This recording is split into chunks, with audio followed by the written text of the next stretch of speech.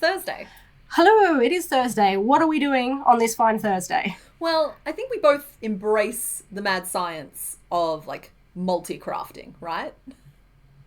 I think that's lies and slander. I've never done that. Well, that's too bad for you, because challenge number 5 is to combine crochet with, like, literally any other craft. The only rule is that 50% of your finished project has to be something that's not crochet. Okay. Colour me intrigued. Okay. Good luck to us both. So in the second challenge of this series, which was I Can't Believe It's Not Crochet, or Ickbink as we've been calling it for short, and I'll link that down in the description if you haven't seen that. But in that video, I went through all my craft supplies. You guys have seen that already, so I'm not going to go through the whole spiel again. Not only because I think it's unnecessary, but combination crafts is actually one of the challenges, if not the only challenge, for which I already have an idea. Look, okay, I know I set this challenge, but I've still kind of been struggling with this one for a little bit. It's different from Ickbink. Look, I Can't Believe It's Not Crochet, because that one there was like an entirely different craft. And I think the biggest problem for me with this one here is that it has to combine a craft with crochet, and I'm having a hard time wrapping my head around not making that look a bit silly. Right, I'm batting around the idea of either paper mache over like a wire frame or something with beading, because I have plenty of beads left over there from various projects. Those are kind of my two like vague notions, but I think I might just need to sit and let it percolate for a minute. There is a project that I've had sort of percolating in the back of my mind for a while now, but I've just never gotten around to it. And I think combination crafts is the perfect excuse to finally bring it to life. To accomplish that, I am first going to need my, don't drop it, perler beads or fuse beads, whatever you call these things. Perler beads, right? I think they're called melty beads now. I have this whole tub and like a little tray of various colours there as well. And I don't think I've ever used them for their actual intended purpose, which is to melt them.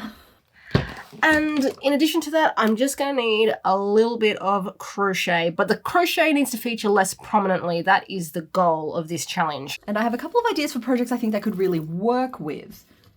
Because what it'll do is it'll give me like hard armoured plates, and that could play off kind of nicely against like the soft and squishy of crochet. So like the first up kind of concept could be some kind of snail type beast, where I use crochet for like the slug part of our boy, and then I use the beads to form some kind of shell. Whether I do that as like a cube, like a hard plastic cube, or if I create like little scales, panel up some sort of melty bead shell on the back of the snail, the hard and the soft, it kind of goes together, right?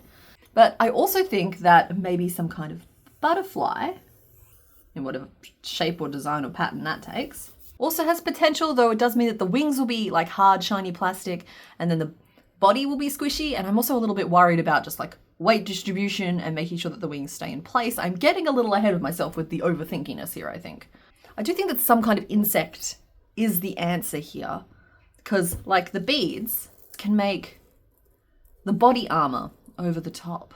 Ooh, or it could be scales for like some sort of fish or lizard creature. I think we've blown this whole thing wide open. So focusing in on scales here for a second, my thoughts kind of went to fish scales, maybe some sort of like fantasy creature or bird, maybe a pangolin. I mean, we've already solved the sloth curse. Maybe we can tick off the pangolin curse at the same time. I also thought maybe beetles, something with body armor, and even something like a tortoise or a turtle. And then I threw a robot in just for fun. So now that you know what materials I'm playing around with, what am I going to make with them? Well, this idea that I had was to try and make a crochet lantern. I love me some lights. I probably have more than anyone necessarily needs. The op shops are great for fueling my light addiction. Speaking of which, that's also where I got these. So shout out to the op shops for providing me with everything I could possibly need. But yes, getting back on topic, I love lights, and I've always wanted to try making a crochet lantern, but I kind of went back and forth on how I was going to approach it. But today I am going to make a perler bead frame, probably add some decorative elements with the perler beads as well, and use crochet just to make the translucent backing panels. So the crochet will be kept to a minimum. The main feature is going to be the perler beads. I haven't really done too much with the perler beads before. I saw them at the op shop and I got them because I thought it'd be a good project to do with my nibblings. But we've only done it a few times, so I don't have much experience with these. Although we are just working on the grid in little squares. So hopefully all those years of building in Minecraft will come in clutch and it will help me here. That might be being a little bit optimistic, but I think I'm going to make some sort of attachment on the side so these pieces will just interlock. So if I make these, let's try 5 tall maybe. I think we'll go 19 wide and bookmark the 2 end columns on each side for crochet panel attachment purposes. That might be okay because I don't want this to be too wide so the lantern looks short and squat.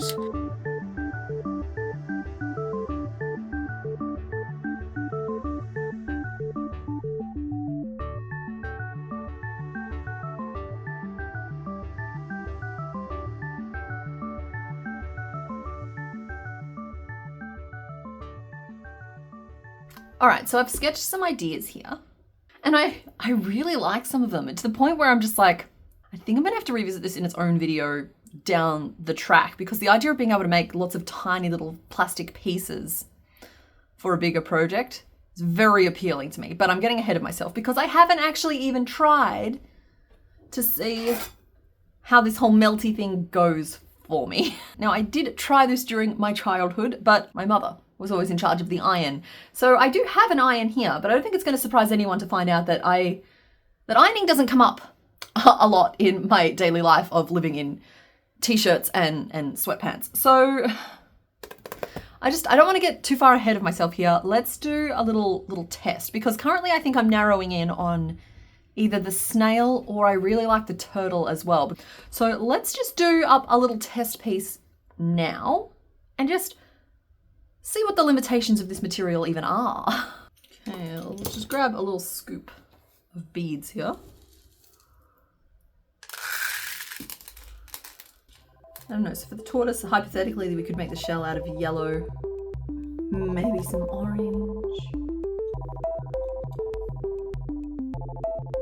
So there's our little test piece, and I've kind of tried to aim for like a reticulated tortoise type of pattern sort of thing, but now I just need to work out how to iron it and how well that's going to turn out for us. And that's going to make some decisions for us very quickly, I think. So yesterday I finished off the framework for my lantern. I've got my 4 side panels, and then these bits here are going to be on the top. I do have one concern though, and that is I'm not going to have enough black beads to fill in these pieces here. I will attempt to make it look as though the top of the lantern is covered in moss. I have no idea how this is going to look. Like I might scrape by, but I don't know. It's cutting it really close. What is the bead equivalent of playing yarn chicken?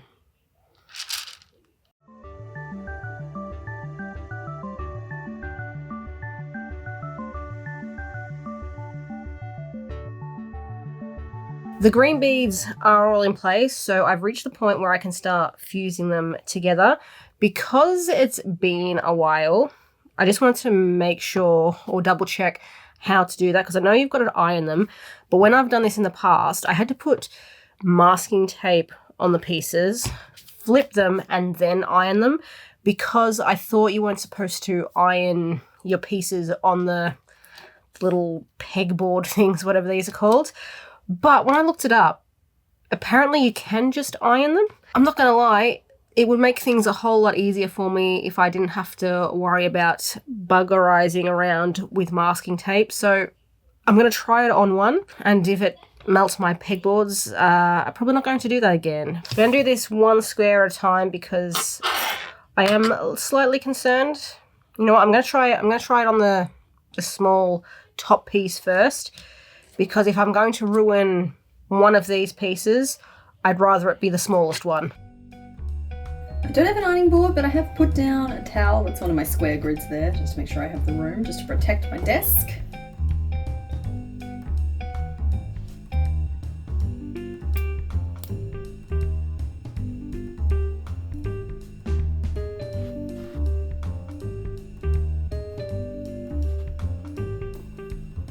Okay, we are encountering what's known as a learning curve. Right, we're gonna let the iron heat up a little bit longer. Alright, haven't ironed it enough yet, but in good news, the pegboard hasn't melted, so that's something.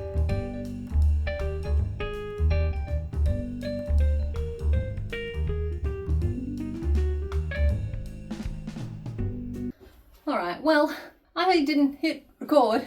So while I would love to pretend that that went perfectly for me, it didn't. It got stuck to the paper, and then I had to like put it back on the board, and none of that recorded. So, but in the end though, I did end up with something that's kind of holding together. It's curved slightly. I did end up melting it on both sides, but I think that is going to be something we can use. So that confirms step 1 of the project for me.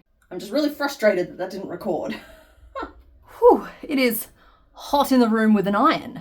Who'd have thought? So with that question answered of, can she even make this work? Yes, sort of, with a lot of panic. I think this is going to work quite well, because you can see there that I've melted it so that there's still little holes in the middle, but it means I'm going to be able to sew these on, hypothetically. So there's kind of 2 schools of thought here, right? I could crochet the pieces and then make bead pieces to fit them exactly, or I can make the bead pieces and then crochet base pieces that fit them. So just in the interest of breaking down these pieces properly, the top of the shell I am going to try and accomplish a dome, and I feel like I'm going to need maybe 7 of these big round pieces. And then after making a few of them, I'm going to be able to gauge more accurately if I need any like smaller triangle pieces to kind of fit in between to create that dome look, or if I'm just overcomplicating things, which has been known to happen. Then I also want out of these beads to make the base of the shell. The rest of the tortoise, I think I'm probably going to just do with crochet. So yeah, that is the plan. And I think I am going to go with the beading first, just to get like all the ironing stuff out of the way. So the next thing I need to do is mass produce all of the little plastic puzzle pieces that I need to armor the outside of our creation.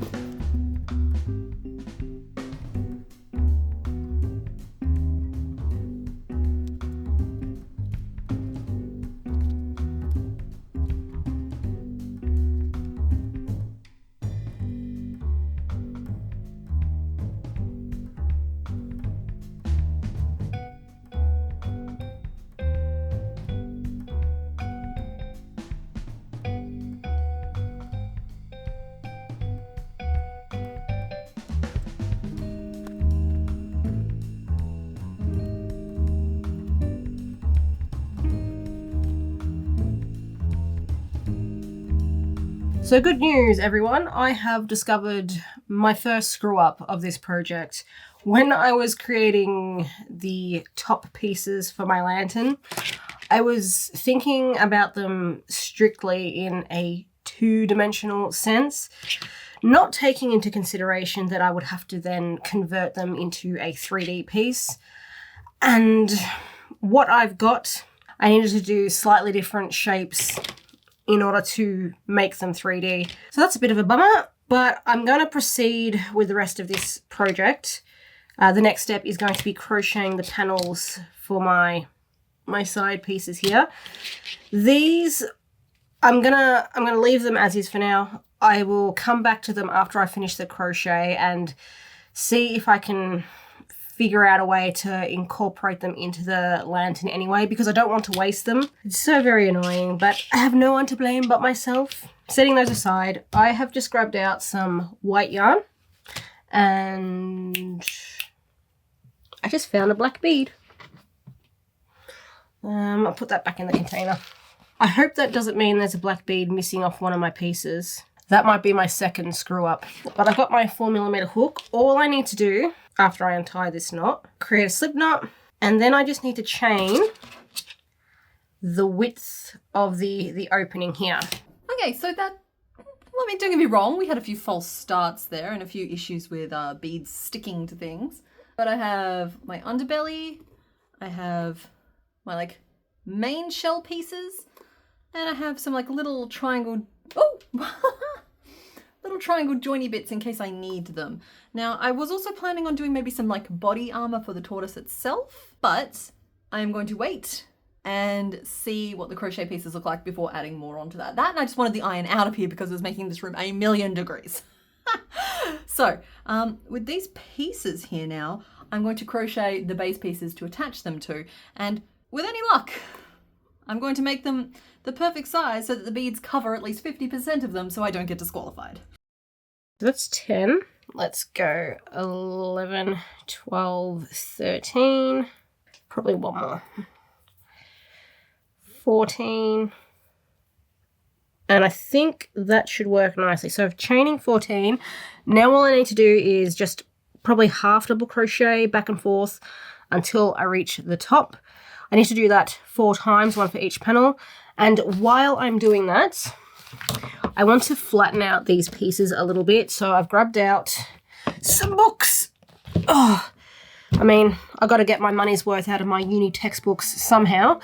So I'm going to lay them flat just under the weight of the books. Hopefully that will flatten these out and then keep them that way.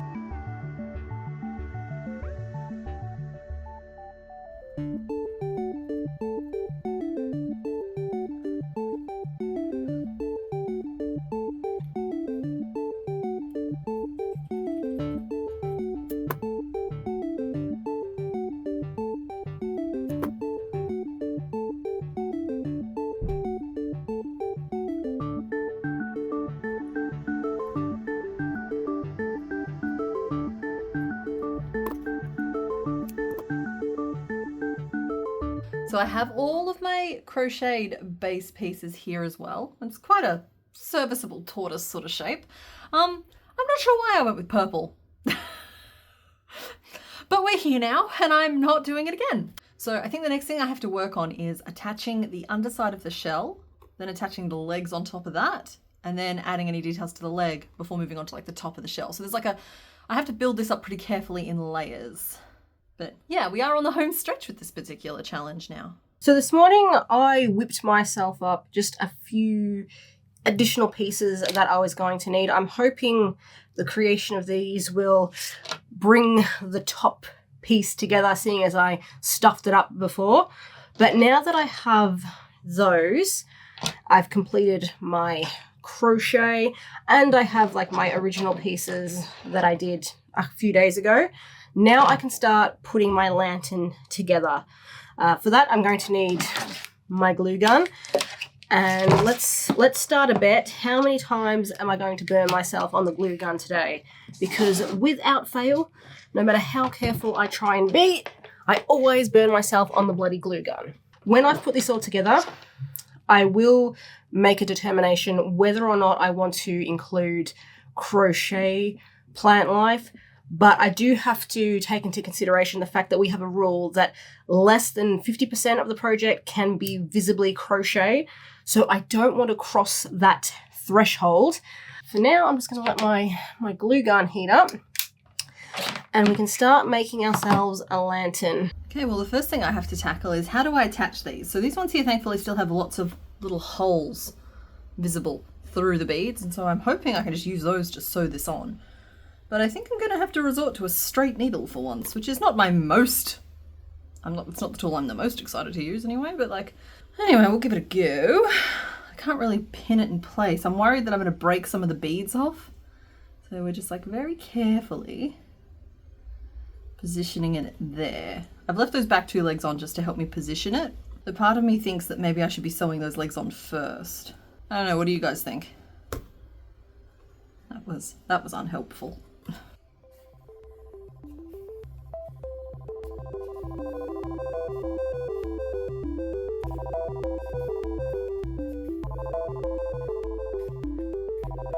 And And the camera died. Fantastic.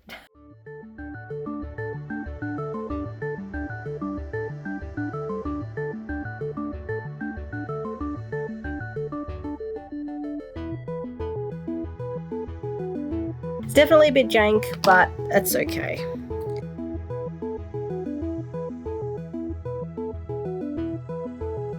I made like a little handle for the top of my lantern.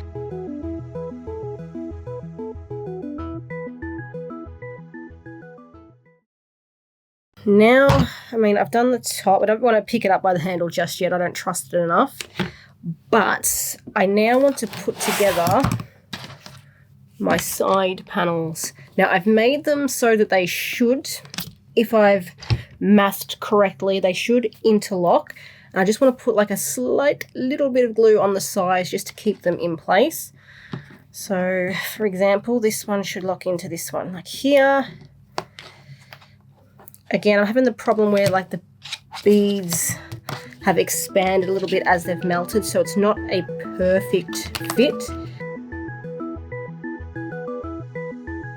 That's all right. That kind of went in. I'm just going to do the same for the rest.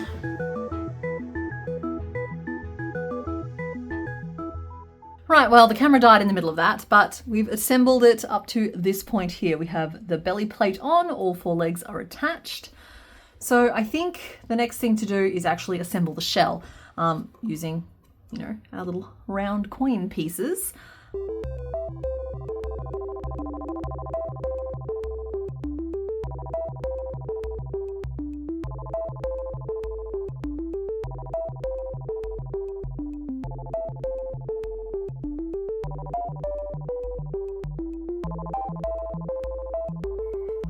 I'm going to need a couple more pieces around the base here. I won't need one for where the head is going to go, but I'm going to need 1, 2, 3, 4, 5. In general, I think we're looking pretty good.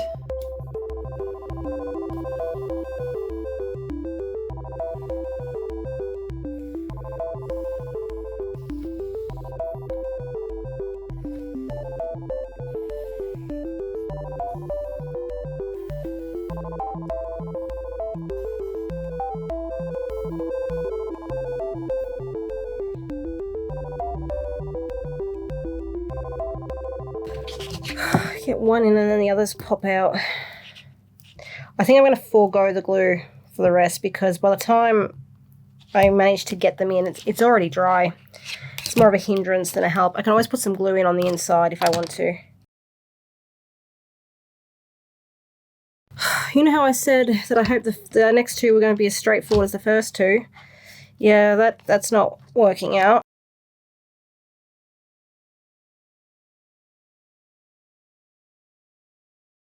Almost a full half hour. Here I thought I was being clever by making notches in the side of my work. I was like, yeah, that'll fit together so much easier. No. I mean, to be fair, it could be the operator who's the problem. I've never made 3D perla bead nonsense before. And after this, I don't know if I want to again. Okay, so I think we're most of the way there. I thought that I was maybe going to sew some of the little purple beads on for like scales onto the flesh part of it, but the more I look at it, the more I kind of like it better without. I like the idea of like the crochet representing like the softer like flesh and the beads being like the shell. But I am still going to just sew on some little toenails to each foot. So we'll do 3 of those on each foot. So yeah, we'll just do 3 of those on each foot and then we'll give Leigh a call and find out how she did. But look, I finally got it together. All I need to do now is glue on the top.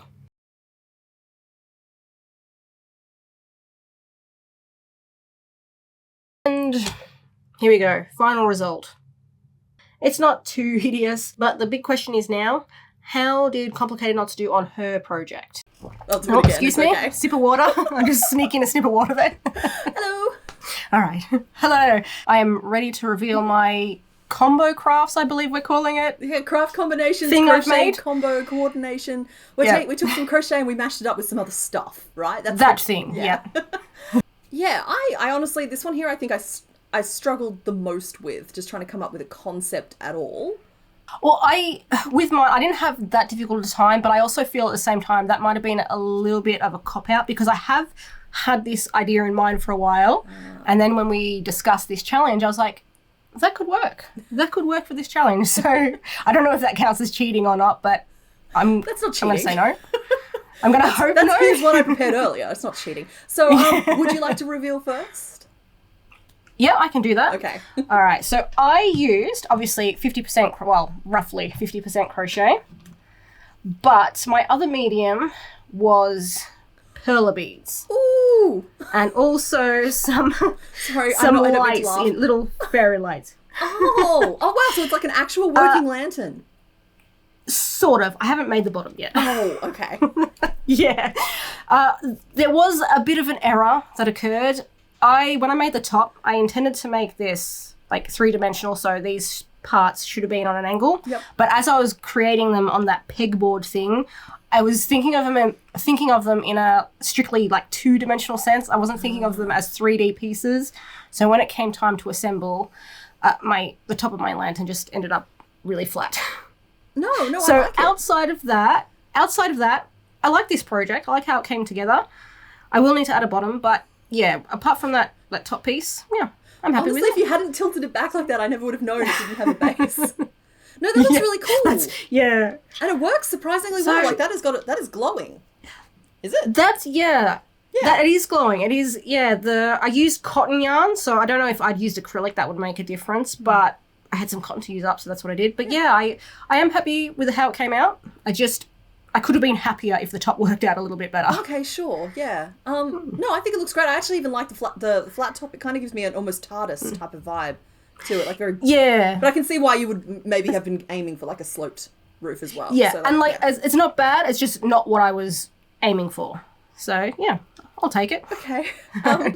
So now I get to see what you've done. I wonder what medium you I picked. can't believe this has happened. Did you use perla beads as well? I also used pearl beads. I don't know. I saw your lantern. How I'm do just we like, do oh, no. But mine looks completely different to that one. Completely different, and I used them, I Okay. think, in a different way. Because you've leaned very heavily on like the structural elements of perla beads, and I've gone with them as more of a decoration type of thing. But I've made a little tortoise, and I did his whole shell and underneath as well, so cute. out of like perla beads. That works so well, and I like the like almost floral design in the center. I was kind of trying to go for like a radiated tortoise type of thing. I'm sorry, I'm looking at both cameras. I was trying to go for like a radiated tortoise kind of thing. Yeah, I do think that I'm sort of riding a line of 50% crochet visual, but that's why I covered up his belly as well. Nah. Just to be safe. Yeah. I think you hit that mark. I think you hit the mark. Yeah. No, because the perla beads I think really lend themselves well to that tortoise shell shape effect. Yeah. I loved this technique. Don't get me wrong, I have to work on my ironing technique, but I am already planning a million projects to do with this stuff. Just like making individual scales and feathers and like the 3D pieces that lock together and build them up like... Well, because speaking of that, I tried doing that. I'll take the lights out because they're a bit of a pain. But that's what I did, like on the corners. I tried to make interlocking sections. But the thing is, because I think overheated some of the beads, they melted too much. And that didn't work out quite as I planned. So, like, in theory, yes, if my ironing technique was better, that would have worked. But I think, you have to be cautious of overheating and just spreading the beads too far. I just can't believe we both did beads. That's so typically us. Yeah, that is. I wish we could harness this power somehow, because I think it could come in and useful. I'm just not sure how we're doing it. Yes, we'll use it to fight crime. I think that's it. I think that's a wrap on episode 5.